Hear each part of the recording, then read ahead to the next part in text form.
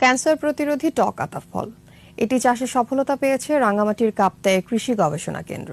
এই কেন্দ্রে আরো 20টি নতুন জাতের ফল ও সবজি উদ্ভাবনেও এসেছে সফলতা।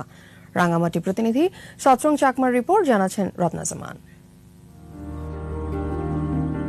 টক আতা ফলের উৎপত্তিস্থল দক্ষিণ আমেরিকা। 4 বছর আগে চারা লাগানো হয় রাঙ্গামাটি রায়খালী কৃষি গবেষণা কেন্দ্রে। 2 বছর হলো গাছগুলোতে ফল ধরতে শুরু করেছে। দক্ষিণ আমেরিকার এ ফলটি শর্ষপ, গ্রিভিওলা, কাস্টার্ড আপেল, পাওপা, গায়াবানো এবং গুনাবান নামে পরিচিত। এক একটি গাছে 15 থেকে 20টি ফল ধরে, যার প্রতিটির ওজন 1 কেজির মতো। কাজু বাদাম, কফি এবং আপনার টক আতা এগুলো নিয়ে চাষ করছি আমার বাগানে।